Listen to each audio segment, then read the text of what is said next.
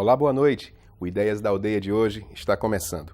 Eu sou Jorge Henrique e hoje nós vamos falar de um dos maiores livros da literatura brasileira, Os Sertões, de Euclides da Cunha.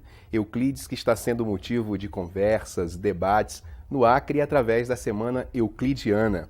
E aqui comigo para uma boa conversa, Regina Abreu, antropóloga, professora da Unirio e autora do Enigma dos Sertões, que é um livro sobre os sertões, o livro do Euclides. Boa noite, Regina. É um prazer recebê-la aqui no programa. Boa noite. Prazer é meu. Regina, o que te levou a escrever, a pesquisar sobre os sertões? O autor ou a obra? Olha, eu hoje estava pensando sobre isso. Eu acho que tem certos temas na vida da gente que os temas escolhem a gente, né?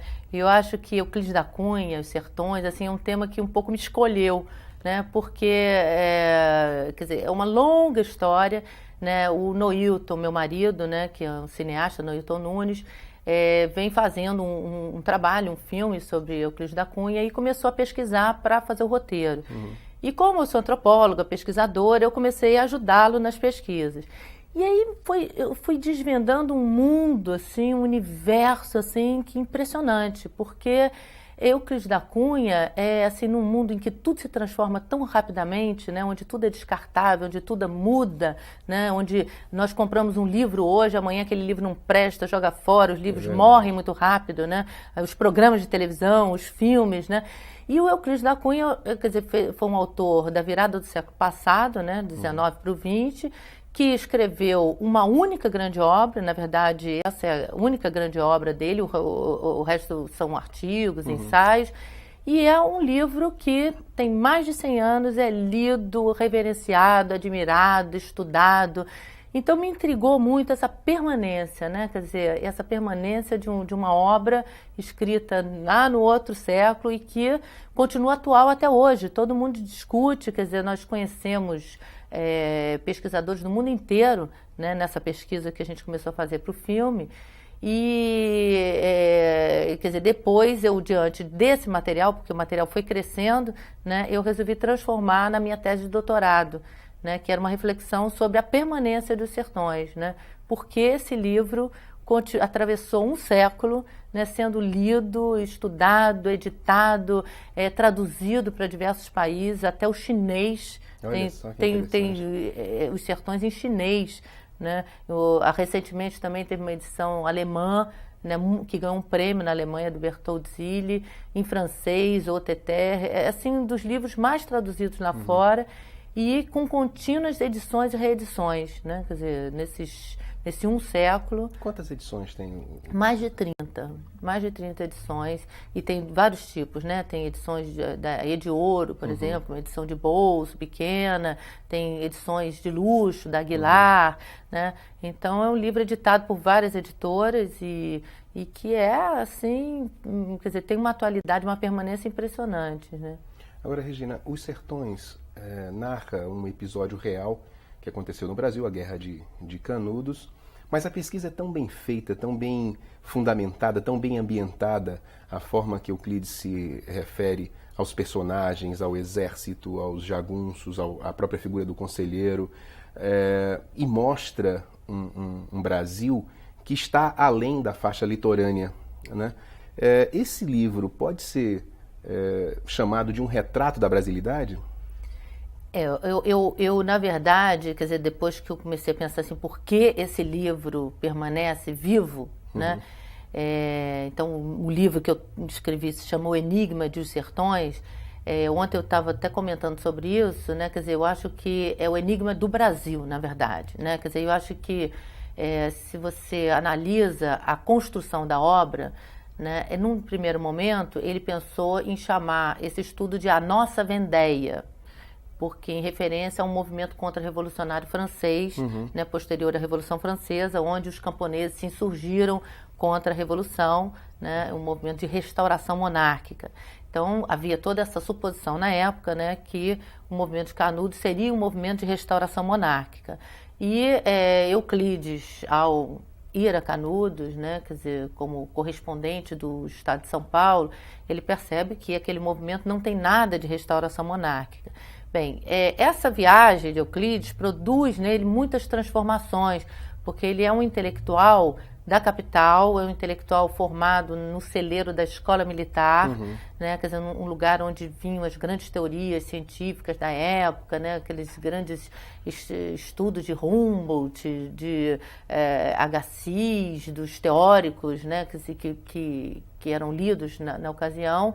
E quando ele parte para os sertões, ele faz essa viagem é como um rito de passagem, ele vai se transformando, ele vai percebendo que aquelas teorias e todo aquele conhecimento que ele foi adquirindo não eram suficientes, né? Não permitiam que ele compreendesse a complexidade, né?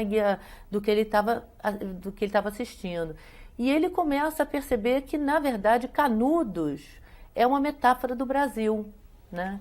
E aí, quer dizer, mais tarde, quando ele vai escrever o livro, ele elimina esse título, A Nossa Vendéia, e coloca o título Os Sertões. E Os Sertões, na verdade, não é o sertão de Canudos. Os Sertões é o sertão da Amazônia, né? Quer dizer, sertão aí, no caso, na época, significava tudo que era interior, né? Quer dizer, a gente até vê na ocasião, né? Eu moro no Rio de Janeiro, eu moro em Botafogo, né? E recentemente eu vi um livro assim, O Sertão de Botafogo, né? Quer dizer, essa ideia, né, assim, de sertão era tudo que não era faixa litorânea, era sertão, né? Então essa ideia de Os Sertões é falar um pouco do Brasil, né? Desse imenso território, né? Onde tem uma multiplicidade, uma diversidade. Ele pesquisava muito a geologia, a terra, ele né? era engenheiro, né? Na verdade, Euclides não era um escritor, né? Essa obra, quando ele publica em 1902, é uma obra que tem uma repercussão assim fantástica no período, assim de uma hora para outra, ela vende muito, é um best-seller na época. O Silvio Romero, que era um autor, um crítico literário da ocasião, ele diz o seguinte: de Euclides da Cunha pode-se dizer que se deitou obscuro e acordou célebre com a publicação de Os Sertões. Pois é, isso que eu ia te perguntar, porque ele era estreante, né? Foi o primeiro livro de estreia. E como é que um estreante consegue tanto sucesso na sua primeira obra? Exatamente, quer dizer, era um estreante, ele era um engenheiro militar, articulista do jornal O Estado de São Paulo, né? Quer dizer, ele escreve no jornal, quer dizer, já tinha escrito em outros, também Jornal do Comércio, né? E ele, enfim, quer dizer, fundamentalmente, né, quer dizer, era um cientista, né? Era um cientista muito ligado nas ideias das ciências naturais, que eram as ciências hegemônicas no período, né? Quer dizer, era um período, um momento em que ainda não haviam as ciências humanas, as ciências sociais, né? As ciências naturais estavam se implantando, né? Então ele tem esse olhar muito de naturalista, né? Ele, inclusive, viajando para os sertões, ele olha a vegetação, ele anota tudo, né? Então, tem aquelas descrições minuciosas, né? Do relevo, do território, do solo, né? Das plantas. E ele tem um momento que ele diz assim: conheço um botânico que ficaria entusiasmado com o que eu estou vendo. Pensamento meio darwiniano, assim, né? Na verdade, eu acho que o forte no período era o social-darwinismo, né? As teorias darwinistas, o evolucionismo, o positivismo, né? E o Euclides, ele tem uma adesão muito forte à ciência, né? Eu acho que a gente pode descrevê-lo como um grande cientista, né? Quer dizer, eu acho que era isso que ele tinha, assim, de mais consistente, né? Agora, quando ele escreve Os Sertões, né, porque aí também ele tem uma verve poética, desde criança, ele fazia sonetos, né, ele escreve um ensaio literário, né, com estilo peculiar, né, o Joaquim Nabuco dizia que ele escrevia como um cipó, né, uma escrita barroca, contorcida, né, com uma riqueza vocabulária extraordinária, né. E, quer dizer, então ele alia, né, quer dizer, esse conhecimento científico que ele foi adquirindo na passagem dele pela escola militar, principalmente, né, porque hoje a gente fala de escola militar, a gente não imagina, claro. né, era o lugar onde chegavam as grandes teorias científicas do período. E ele alia esse conhecimento com esse estilo, né, essa escrita poética, né, e faz um ensaio sobre o Brasil. Quer dizer, eu acho que o Euclides, ele é emblemático porque, quer dizer, tanto que Antônio Cândido coloca que Euclides, Os Sertões é um divisor de águas entre uma época em que se fazia muito romance, era literatura, era muito forte, e uma época que se começa a fazer, então, ensaios mais científicos, né? Só que esses ensaios, eles não são a linguagem que hoje a gente tem na academia, né? Que é uma linguagem mais objetivista, né? Eram ensaios assim que o autor se permitia, né, escrever de uma forma literária, de uma forma bela, bonita, né? E essa é uma tradição no Brasil que vai se seguir assim com muitos outros autores, né? Enfim, tem aí Guimarães Rosa, Gilberto Freire, né? Quer dizer, vários autores que fazem esse tipo de ensaio, né? O ensaio que conjuga literatura com um relato objetivo, né? De busca de uma verdade, né? De um conhecimento sobre o Brasil, né? Falar nesse conhecimento sobre o Brasil, Regina, o Euclides mostrou um Brasil que os brasileiros não conheciam. Você acha que hoje ainda existe um Brasil oculto para a maioria da população brasileira? Eu acho. Não, aliás, assim, quer dizer, eu acho que o Euclides vai trazer, que é uma questão atual, atualíssima, ele diz o seguinte, assim, num determinado momento: as elites estão cegas aos quadros reais da nossa existência, né? Essa frase, ela é perfeita para hoje, né? Nós temos no Brasil alguns setores das elites que vivem no obscurantismo completo, né? Quer dizer, que não se interessam, não procuram, não buscam, não querem saber nada sobre outros, né? Os outros, né? Sobre esse grande outro que é o povo brasileiro, né? Quer dizer, eu acho que nós vivemos ainda hoje com certos segmentos das elites que querem saber de Miami, Nova York, sem da dúvida. Disney, né, ou mesmo da Europa, né? E ele dizia também assim, quer dizer, numa frase assim que é interessante, que ele dizia assim: alimento há muito o sonho de uma viagem ao Acre, mas não vejo como realizá-la. Neste país, para tudo se fazer, é preciso 1000 pedidos e 1000 empenhos, né? Coisa do pistolão, né? Pensamos demasiadamente em francês, inglês ou mesmo em português. Quero pensar brasileiramente, quero viver brasileiramente, né?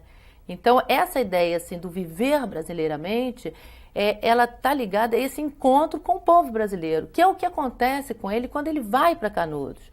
Porque ele também fazia parte dessas elites, não eram elites no sentido econômico, né? Mas era uma elite intelectual que ficava ali, né, na academia, discutindo, né, os assuntos e tal, mas que não conhecia nada, né? Então, quando ele vai a Canudos, ele vai se transformando, né? E ele vai se deparando com as pessoas, com as coisas e tal. Isso é interessante. Você teve acesso ao diário de viagem do Euclides. Isso fica visível nas anotações, essa mudança de visão? Cada vez mais que ele se aproximava? No meu livro, esse é um ponto-chave, né? Quer dizer, eu mostro como é que aquele cientista de ideias duras, né? Que é o articulista do Estado de São Paulo, que escreveu 2 artigos, A Nossa Vendéia, né? Que via naquele movimento dos sertanejos um movimento contra-revolucionário monarquista, né? Quer dizer, como é que ele, ao adentrar os sertões, ele vai vivendo a experiência, né, do contato com a viagem, com aquele lugar, com as pessoas, e ele vai transformando a visão de mundo dele. E ele vai entrando em estados de perplexidade, né? De dúvidas, de indagações, de questionamentos. As coisas vão saindo do lugar e aquele calor também, né? Do sertão, ele vai, assim... Ele fala a própria assim, geografia, né? É tudo. Por exemplo, as grandes teorias sobre o homem na época eram aquelas teorias racistas, né? Que diziam assim que o Brasil era um país fadado ao fracasso, o Brasil não iria nunca para frente, porque era um país miscigenado. E os teóricos racistas, né, de antropologia física, né, que é as teorias do Agassiz, do Gobineau, né, quer dizer, o Conde de Gobineau, que esteve no Brasil na época do imperador Dom Pedro II, eles diziam assim: olha, se você quer conhecer um país onde existe todo o mal da mistura das raças, vá ao Brasil. Ali é aquele país assim onde está tudo misturado, miscigenado, e isso era visto como um ponto negativo, né? Então, ele está imbuído dessas teorias. Só que aí, quando ele chega, encontra aqueles sertanejos que inventaram uma maneira de viver, uma experiência de vida, né, naquele sertão castigado pela seca, né, onde não tinham menores condições, eles ficavam de fazenda em fazenda trabalhando, assim, eram uns boias frias da ocasião, né, da época, e eles conseguem se reunir num local, né, e conseguem sobreviver, assim, tirando leite de pedra, né? Ele fala assim, nossa, mas é esse o povo que não vai para frente? É esse o povo que está fadado ao fracasso, né? E ele fala, não é possível, algo está errado nessas teorias. Então ele vai mudando a ele mesmo. Essa eu acho que é a grandeza dos sertões, que está muito expressa nos diários de campo. O diário de campo, a caderneta de campo. Eu costumo dizer que o Euclides é um primeiro antropólogo brasileiro, né? Quer dizer, antes assim de ter academia e tal, ele fazia antropologia pura, né? Porque ele vai com uma caderneta de campo, que é o que funda a antropologia, né? Quer dizer, a ideia da pesquisa de campo, da caderneta, né? De você ir lá, ver o outro, né? No calor da hora, né? E ele anota, assim, detalhes, assim, da vida das pessoas. E com isso ele começa a ver, assim, não, que essas teorias não dão conta para pensar o Brasil, que é preciso formular novas teorias, né? E eu acho que o livro traz essas perplexidades, né? Eu acho que é um livro que a riqueza dos sertões talvez esteja nessa abertura, é um livro aberto, né? Por isso que tanta gente discute, rediscute e chamam até de Bíblia da nacionalidade. E continua, né? Atual, né? Continua atual. Eu vou te pedir um instantinho, Regina. Tá. Ideias da Aldeia faz um breve intervalo e volta já já.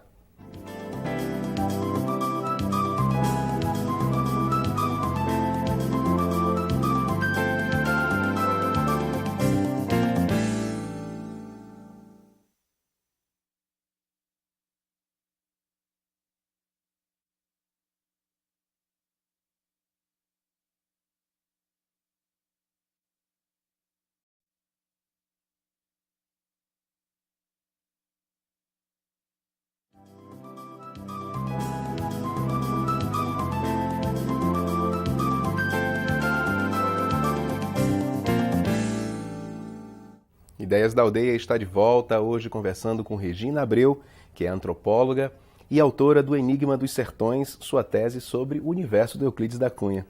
Regina, Euclides era um republicano convicto. Eu acho que até mais do que isso, parece que era um evolucionista, expressava pensamentos científicos transformadores, né? Depois ele até briga com essa ideia de república, se decepciona um pouco. Né? Ele estaria além da República? Eu te pergunto porque ele se aproxima de uma realidade simples, de um povo simples, organizado de forma coletiva para vencer as dificuldades naturais, passa a defender essa gente. Ele teria lá uma queda pelo socialismo? Ele estaria mesmo além da República? Olha, quer dizer, essa é até uma discussão entre os euclidianos, né? Quer dizer, se Euclides teria algum viés mais socialista, né? Agora, o que eu acho que é predominante, né, quer dizer, é essa visão mais científica. Então, quando ele adere aos ideais da República, na verdade, ele entende que a República é uma forma mais avançada de governo, né? Ele está pensando cientificamente, né? Quer dizer, ele considera que, quer dizer, a República ela supera o Império em termos de organização social. Como uma evolução, né? Como uma evolução. O pensamento dele é muito nesse sentido, né, evolucionista, né? Bem, mas quando ele entra em contato, né, com a população, com Canudos, e mesmo depois, assim, quer dizer, eu acho que a gente está falando aqui no Acre, né, a viagem dele à Amazônia, né, ele entra em contato com os caboclos amazonenses, os seringueiros, né, quer dizer, ele vai nessa busca, né, desse povo brasileiro, né, eu acho que ele tempera esse universalismo, né, quer dizer, esses ideais republicanos, com um pouco de romantismo, com um pouco de uma visão, né, assim, em que ele continua acreditando que é preciso organizar o país, né, trabalhar para a unidade do país, trabalhar para um regime que dê conta e que represente esse conjunto da população, né, e ele acha que no período a República ainda seria né, a melhor expressão, né, essa democracia representativa, né, mas eu acho que ele já pensa nisso com as contribuições da população, né, ele já pensa assim, em incorporar,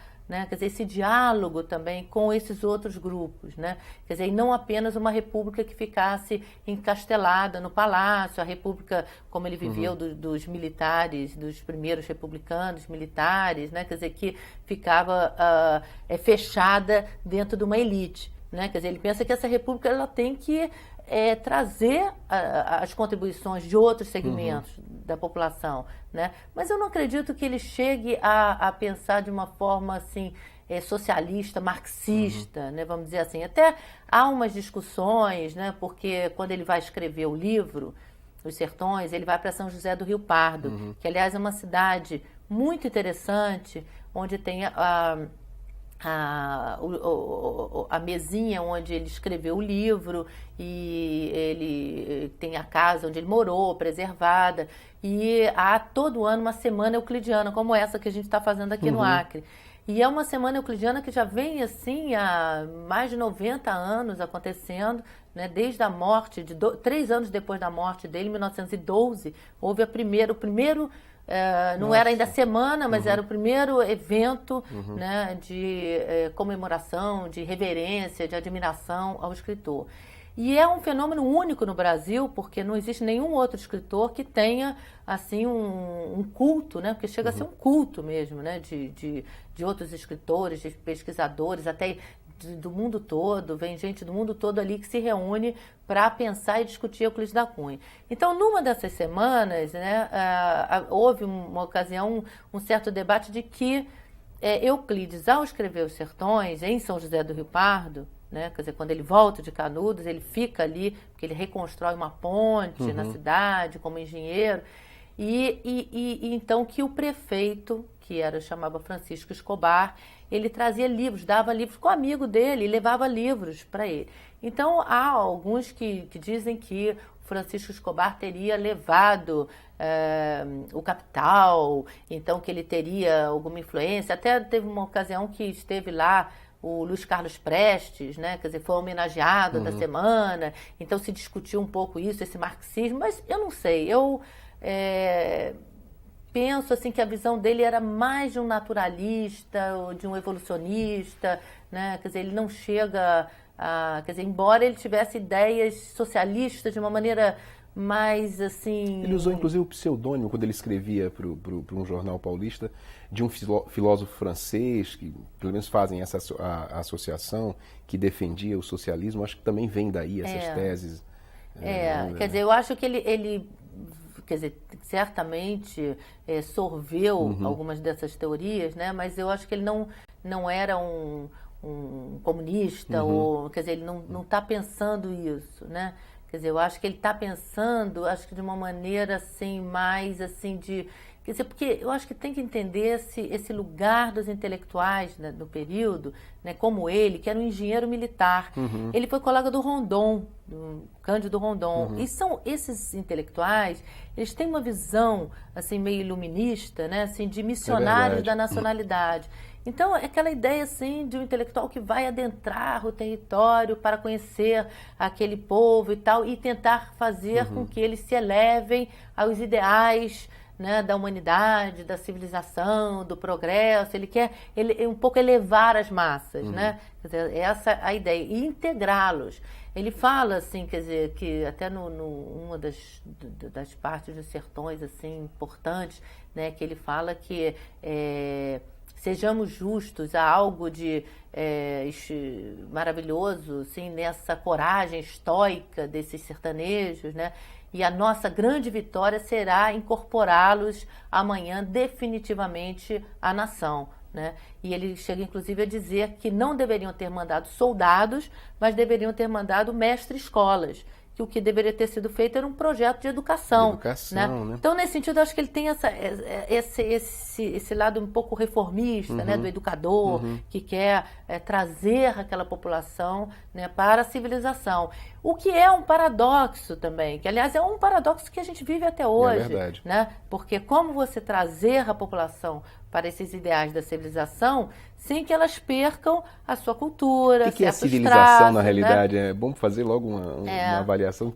Quem é civilizado e quem não é? Quem é civilizado e quem não é, né? Quer dizer, o que é... Por exemplo, hoje a gente discute muito, né? Quer dizer, o conceito de cultura, né? Quer dizer, inclusive, o Ministério da Cultura hoje, ele é totalmente antropológico, né? O Gilberto Gil fala, né? Que está fazendo doinho antropológico, né?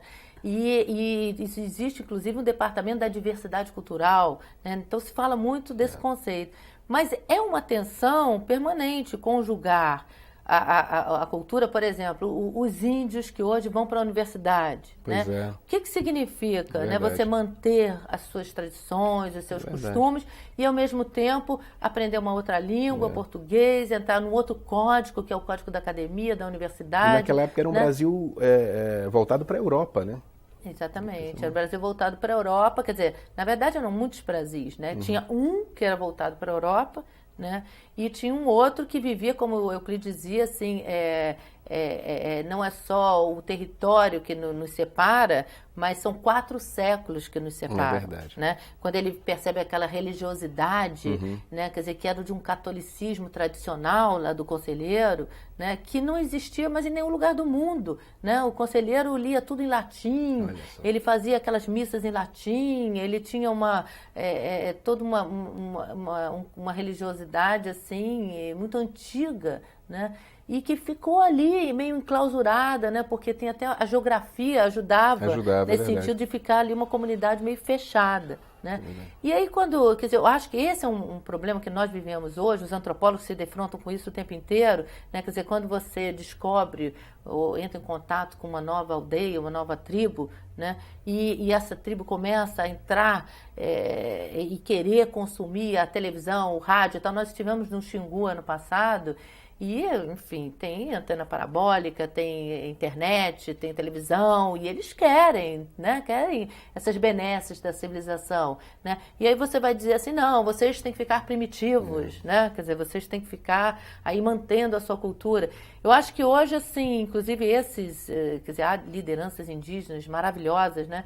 E que vêm pensando essas questões, eles vêm pensando o que significa manter certas tradições, mas ao mesmo tempo se beneficiar de certas aquisições que não são aquisições de um grupo, são aquisições da humanidade. Né? Se você consegue uma vacina da febre amarela ou se você consegue a TV a cabo, isso eu acho que tem que ser disponível para todo mundo. Né? Agora, ao mesmo tempo, como conciliar? Né? Então, quer dizer, eu acho que essas lideranças, eu acho que o Antônio Conselheiro era uma liderança que tinha essa visão. Né? Ele tinha essa visão, ele percebia que algumas coisas iriam prejudicar, né? Quer dizer, que é como nós, né? Quer dizer, se você tem seus filhos e começa a deixar eles assistirem esses filmes americanos de manhã, de tarde, de noite, sem dúvida, né? Que você vai, quer dizer, a Madonna não deixa a filha dela, verdade. Né? A Madonna, sim, quer dizer, escolhe, não vai ver isso, né? Quer dizer, tá lá nos Estados Unidos, mas não é qualquer coisa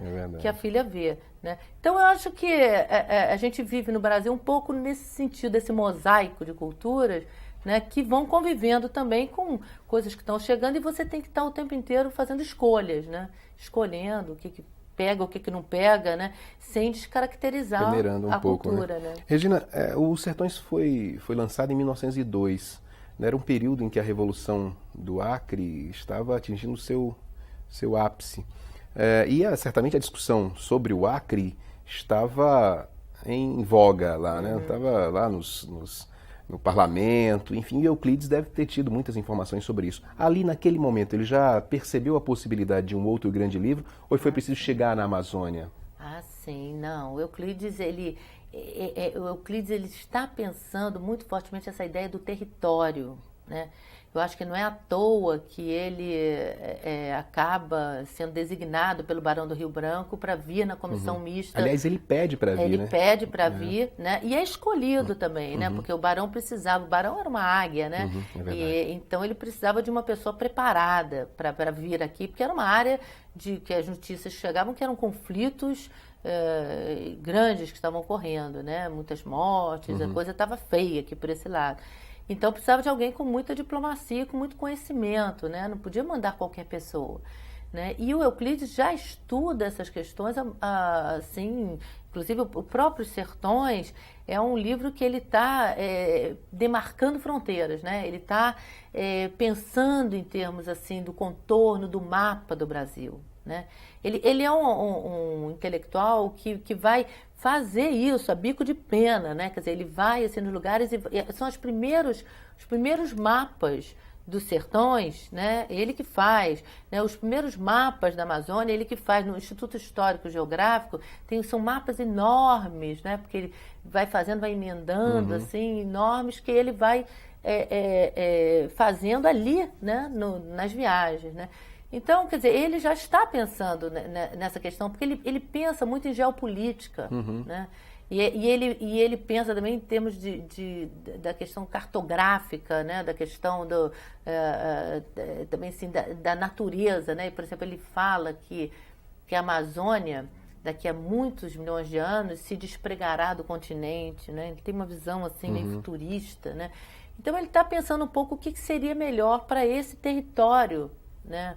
Brasileiro, né? Ao mesmo tempo que ele entende assim que ele tem uma visão muito latino-americana, né? Então ele entende que é preciso a paz entre esses povos e que eles são irmãos, né? Que um seringueiro brasileiro, peruano ou boliviano, quer dizer, que aquela população que está ali, que na verdade são origens comuns, né? Quer dizer, são grupos que estão ali se fazendo, que você não é botando um fio no mapa, né, que você vai separar aquilo que culturalmente está unido, né, de milhões e milhões de anos, né?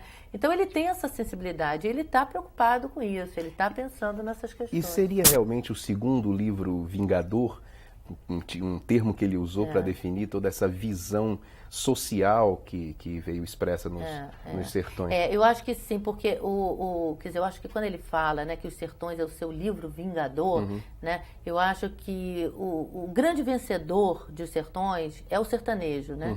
É assim um momento assim que, quer dizer, eu acho que mais do que essa questão do litoral e do interior é a elite e o povo, né? Quer dizer, de repente olhar para esse povo, né?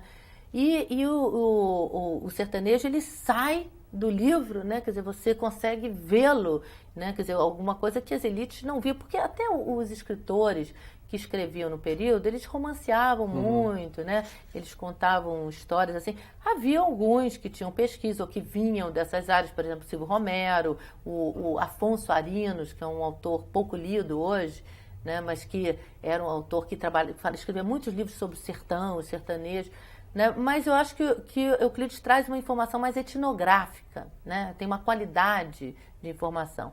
Então o livro é vingador porque é a vingança, né, do Arraial de Canudos, né, se colocando e quer dizer, de algum modo, né, quer dizer, é paradoxal, né, mas ele descreve um mundo que desapareceu, que ele viu desaparecer, né?